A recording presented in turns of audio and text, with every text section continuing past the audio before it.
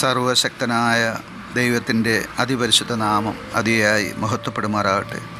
നിങ്ങൾ ശ്രവിക്കുന്നത് Jesus voice message. എല്ലാ ശ്രോതാക്കൾക്കും കർത്താവായ യേശുക്രിസ്തു നാമത്തിൽ സ്വാഗതം. അല്പസമയ ധ്യാനത്തിന് ഒരു തിരുവചനം വായിക്കുന്നു. വിശുദ്ധ വേദപുസ്തകത്തിലെ അപ്പോസ്തലനായ പൗലോസ് എഫേസ്യർക്ക് എഴുതിയ ലേഖനം അധ്യായം 3, 17 മുതൽ 19 വരെ.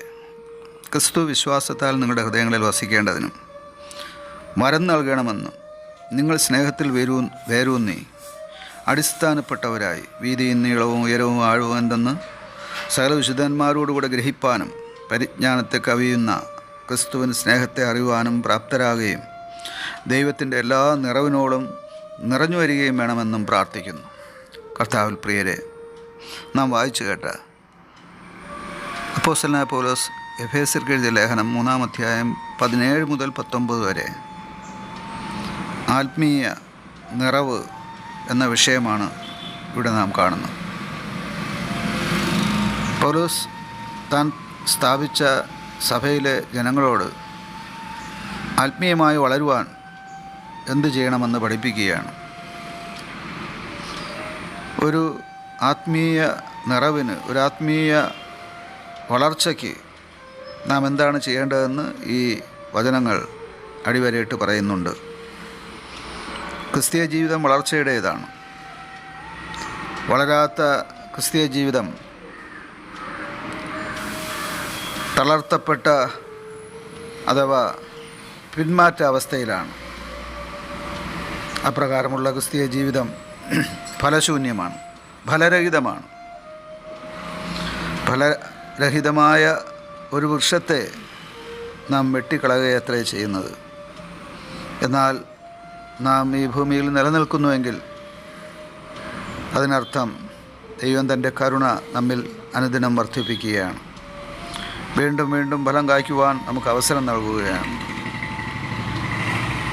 ദൈവം നമുക്ക് നൽകുന്ന ആ അവസരങ്ങൾ ക്രിസ്തുവിലുള്ള വിശ്വാസത്തിൽ നാം വളരുകയും ദൈവസ്നേഹത്തിൽ വേരൂന്നി ദൈവസ്നേഹത്തിൽ അടിസ്ഥാനപ്പെട്ടവരായി ദൈവസ്നേഹത്തിൻ്റെ വീതിയും നീളവും ഉയരവും ആഴവും എന്തെന്ന് ഈ ഭൂമിയിൽ പണ്ട് ജീവിച്ചിരുന്ന വിശുദ്ധന്മാരോടുകൂടെ നാം ഗ്രഹിച്ചറിവാനും പരിജ്ഞാനത്തെ കവിയുന്ന ക്രിസ്തുവിൻ്റെ സ്നേഹത്തെ അറിവാനും നാം പ്രാപ്തരാകണമെന്നും ദൈവം നമ്മെക്കുറിച്ച് ആഗ്രഹിക്കുന്നു.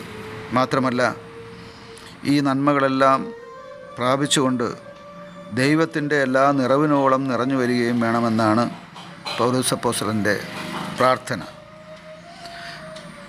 പൗലോസ് താൻ സ്ഥാപിച്ച സഭയിലെ ജനങ്ങൾക്ക് വേണ്ടി ദൈവത്തോട് എന്താണ് പ്രാർത്ഥിക്കുന്നതെന്ന് അവരെ അറിയിക്കുകയാണ്. പ്രിയമുള്ളവരെ, ഇവിടെ കാണുന്ന സത്യം സംക്ഷിപ്തമായി പ്രസ്താവിച്ചാൽ, ഞാനും നിങ്ങളും ക്രിസ്തുവിൽ അനുദിനം വളരേണ്ടത് അത്യന്താപേക്ഷിതമാണ്. ആ വളർച്ച ഒന്ന് വിശ്വാസത്താലുള്ള വളർച്ചയാണ്. വിശ്വാസത്താലുള്ള വളർച്ച സ്ഥായിയായ നിലനിൽപ്പിന് കാരണമായിത്തീരുന്നു. 2, ദൈവസ്നേഹത്തിലുള്ള വളർച്ചയാണ്.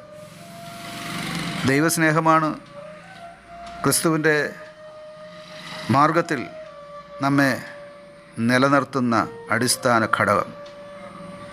ഈ ദൈവസ്നേഹം പൂർണ്ണ ഹൃദയത്തോടും പൂർണ്ണ ആത്മാവോടും പൂർണ്ണ മനസ്സോടും പൂർണ്ണ ശക്തിയോടും കൂടെ ആകണമെന്ന് ക്രിസ്തു തന്നെ നമ്മെ പഠിപ്പിച്ചിട്ടുണ്ട്. ഒടുവിലായി നാം ദൈവത്തിൻ്റെ എല്ലാ നിറവിനോളം നിറഞ്ഞു വരികയും വേണമെന്നാണ് പൗലോസ് അപ്പോസ്തലൻ പഠിപ്പിക്കുന്നത്. ഈ കാര്യങ്ങൾ നാം അറിയുന്നുവെങ്കിൽ, നാം അത് ഗ്രഹിക്കുന്നുവെങ്കിൽ, നാം അത് അംഗീകരിക്കുന്നുവെങ്കിൽ നാം ഇതിൽ ബലപ്പെടേണ്ടത് അത്യാവശ്യമാണ്. അഥവാ ക്രിസ്തു വിശ്വാസത്തിൽ, ദൈവസ്നേഹത്തിൽ, ആത്മീയമായി വളരുന്നതിൽ ഒക്കെ ബലപ്പെടേണ്ടത് അത്യാവശ്യമാണ്. അങ്ങനെയാണ് നാം നിലനിൽക്കുന്നത് ചെറിയ കാര്യമല്ല.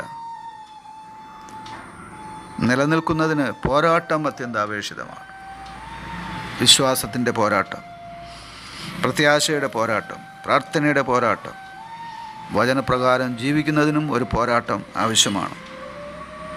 ശത്രുവായ സാത്താൻ അഥവാ പിശാച് ദൈവത്തിൽ നിന്നും നമ്മെ അകറ്റുവാനായിട്ട് പരിശ്രമിക്കുമ്പോഴാണ് നമുക്ക് മേൽപ്പറഞ്ഞ കാര്യങ്ങളിൽ പോരാട്ടമുണ്ടാകുന്നത്. ആ പോരാട്ടങ്ങളിൽ നാം വിജയിച്ചേ മതിയാവും. അതിനായി നമുക്ക് നമ്മെ തന്നെ സമർപ്പിക്കാം. ആമേൻ.